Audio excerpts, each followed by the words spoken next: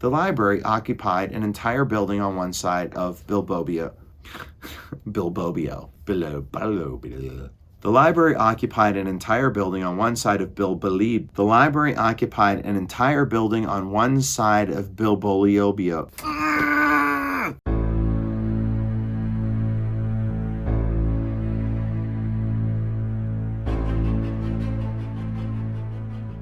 Hi there, my name is Mr. Pete. I am a 4th grade teacher. I am currently reading The City of Ember by Jean Duprow, and Lina is on a hunt to try to find somebody who will take her seriously. She has found a box. We know what this box is. This is a box from the builders, and they have left instructions to the people of Ember about what to do next. She's the only one that knows what this box is. She tried to tell her boss, she tried to tell her friend, and she tried to tell the mayor. Who has responded to her? Nobody. So today, it does appear like she's going to go talk to Dune, who works in the pipeworks, which she thinks is one of the words in her note. Explorations, Chapter 8. Here we go. We're about to take some turns, boys and girls. Dune had taken to wandering the pipeworks alone. He would go to his assigned tunnel and do his job quickly. Once you got good at using your wrenches and brushes and tubes of glue, it wasn't hard. Most of the workers did their jobs quickly and then gathered in little groups to play cards or have salamander races or just talk and sleep. I personally have salamander races all the time. I win. I'm fast. I'm faster than a salamander. Meep, meep.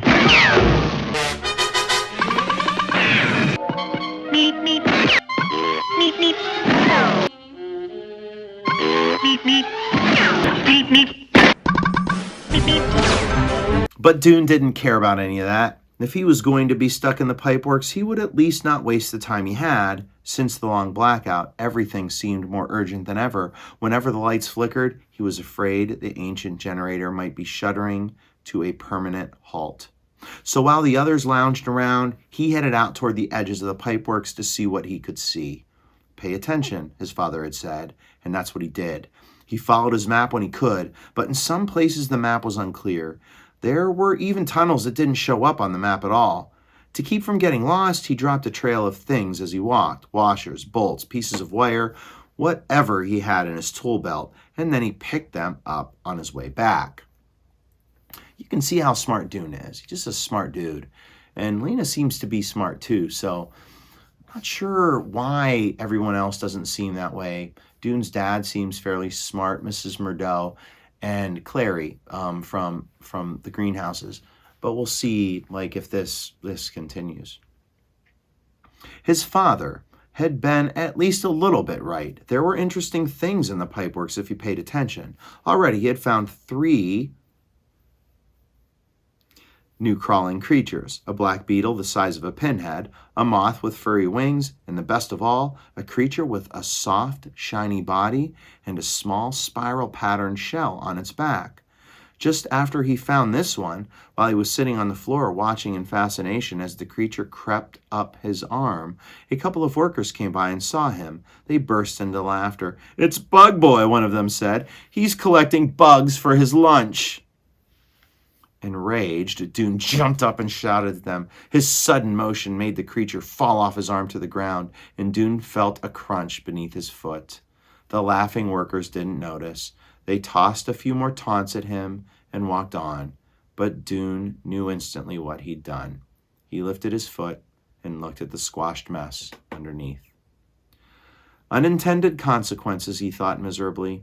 He was angry at his anger, the way it surged up and took over. Personification. He picked the bits of shell and goo off the sole of his boot and thought, "I'm sorry, I didn't mean to hurt you." What level? In the days that followed, Dune went farther and farther into the pipeworks, holding on to the hope that he might find something not only interesting but important. But what he found didn't seem important at all. Once he came upon an old pair of pliers that someone had dropped and left behind. Twice he found a coin. He discovered a supply closet that appeared to have been completely forgotten, but all it held were some boxes of plugs and washers and a rusty box containing shriveled bits of what must have once been someone's lunch. He found another supply closet at the far south end of the pipeworks. At least he assumed that's what it was.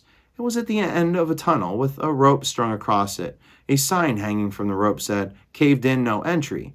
Dune entered anyway, ducking under the rope. He found no sign of a cave-in, but there were no lights. He groped his way forward for 20 steps or so, and there the tunnel ended in a security-locked door. He couldn't see it, but he felt it. He retraced his steps, ducked back under the rope again, and walked on. A short distance away, he found a hatch in the ceiling of the tunnel, a square wooden panel that must lead, he thought, up into the storerooms. If he'd had something to stand on, he could have reached it and tried to open it, but it was about a foot above his upstretched hand. Probably it was locked anyhow. He wondered if the builders had used openings like this one during the construction of the city to get more easily from one place to another. So he's found one storeroom with nothing in it. He found another one that was roped off and said cave-in. Didn't have a cave-in, and it had a security door. He comes back out and he sees a trap door that he wants to go through, but he can't. Seems like one of those things in a lot of our other books that's placed in here for a reason. So highlight that, pay attention to it, and let's see if it comes back into play later. On days when his job was near the main tunnel, he sometimes walked along the river after he'd finished working. He stayed away from the east end where the generator was. He didn't want to think about the generator. Instead, he went the other way toward the place where the river rushed out of the pipeworks. The path grew less level at this end and less smooth. The river here was bordered with clumps of wrinkled rock that seemed to grow out of the ground like fungus, simile. Dune liked to sit on these clumps, running his fingers along the strange creases and crevices that must have been carved somehow by running or dripping water. In some places, there were grooves that looked almost like writing. But as for things of importance, Dune found none. It seemed that the pipeworks was no use after all to a person who wanted to save the city. The generator was hopeless. He would never understand electricity. He used to think he could use electricity to invent a movable light, if he studied hard enough. He took apart light bulbs. He took apart the electric outlets on the wall to see how the wires inside wound together, and in the process got a painful vibrating jolt all through his body. But when he tried to wind wires of his own together in exactly the same way, nothing happened. It was what came through the wires that made the light, he finally understood, and he had no idea what that was. Now he could see only two courses of action. He could give up and do nothing, or he could start to work on a different kind of movable light. Dune didn't want to give up, so on this day, off one Thursday, he went to the Ember library to look up fire. The library occupied an entire building on one side of Bilbolio Square. Its door was at the end of a short passage in the middle of the building. Dune went down the passage, pushed open the door, and walked in. No one was there except for the librarian, an ancient Edward Pocket, highlight character, who sat behind his desk writing something with a tiny pencil clutched in his gnarled hand. Highlight gnarled vocabulary word. It means curled up because it's old. The library had two big rooms, one for fiction, which was stories people made up out of their imaginations, and the other for fact, which was information about the real world. The walls of both rooms were lined with shelves, and on most of the shelves were hundreds of packets of pages. Each packet was held together with stout loops of string. The packets leaned against each other at angles and lay in untidy stacks.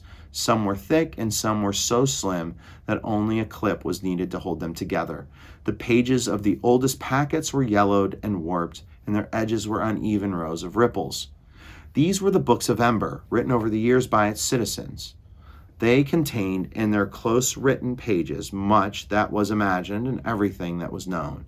Edward Pocket looked up and nodded briefly at Dune, one of his most frequent visitors. Dune nodded back. He went into the fact room, to the section of shelves labeled F. The books were arranged by subject, but even so, it wasn't easy to find what you wanted. A book about moths, for instance, might be under M for moths, or I for insects, or B for bugs. It might even be under F for flying things. Usually, you had to browse through the entire library to make sure you'd found all the books on one subject. But since he was looking for fire, he thought he might as well start with F. Fire was rare in Ember. When there was a fire, it was because there had been an accident. Someone had left a dish towel too close to an electric burner on a stove, or a cord had frayed and a spark had flown out and ignited curtains. Then the citizens would rush in with buckets of water, and the fire was quickly drowned. But it was, of course, possible to start a fire on purpose. You could hold a sliver of wood to the stove burner until it burst into flame, and then for a moment it would flare brightly, giving off orange light. The trick was to find a way to make the light last. If you had a light that would keep going, you could go out into the unknown regions and see what was there. Finding a way to explore the unknown regions was the only thing Dune could think of to do. He took down a book from the F shelf. Fungus, it was called. He put it back. The next book was called How to Repair Furniture. He put that back too. He went through foot diseases, fun with string, coping with failure, and canned fruit recipes before he finally found a book called All About Fire. He sat down at one of the library's square tables to read it, but the person who had written the book knew no more about fire than Dune. Mostly the book described the dangers of fire. A long section of it was about building in Winifred Square that had caught fire 40 years ago, and how all its doors and all its furniture had burned up and smoke had filled their air for days. Man, think about what would happen if you had a big fire in Ember. Another part was about what to do if your oven caught on fire. Dune closed the book and sighed. It was useless. He could write a better book than that. He got up and wandered restlessly around the library. Sometimes you could find useful things just by choosing randomly from the shelves. He had done this many times, just reached out and grabbed something, in the hope that by accident he might come upon the very piece of information he needed. It would be something that another person had written down without understanding its significance. Just a sentence or two that would be like a flash of light in Dune's mind, fitting together with things he already knew to make the solution to everything. Although he'd often found something interesting in these searches, he'd never found anything important. Today was no different. He did come across a collection called Mysterious Words from the Past, which he read for a while. It was about words and phrases so old that their meanings had been forgotten. He read a few pages. Heavens above indicates surprise. What heavens means is unclear. It might be another word for floodlight. Hogwash means nonsense. That is hogwash. Stop the hogwash. Stop the nonsense. Though no one knows what a hog is or why one would wash it. They don't know what a hog is. Have we seen any animals other than bugs? Batting 1,000 indicates great success. This might possibly refer to killing bugs. Batting 1,000, of course, means you have, when you play baseball, every time you're up, you get a hit. They don't have baseball. They don't have baseball. All in the same boat means all in the same predicament. The meaning of boat is unknown. Interesting, but not useful. He put the book back on the shelf and was about to leave when the door of the library opened and Lina Mayfleet came in. And that's where we're going to stop today. So we get to see there's a library, but the library is basically kind of nonsensical. It's just people putting together some fake news. Not really fake news, but just what they know. And what they know isn't a lot. We don't have animals. We don't have movable fire. Where are we? I don't know. It's all a bunch of hogwash. That is hogwash. Stop the hogwash. Thanks for joining me. Please make sure you subscribe, click the like button, leave some comments, say hello, and hit the bell so you can get notified when the next video pops up. Thank you so much. It does appear that our next chapter, chapter 9, the door in the roped off tunnel, might be a Lina and Dune chapter. Maybe. I don't know. But we will find out on the next page. Peace. And hey, if you want to write a book, make sure you know what hogwash means. Peace.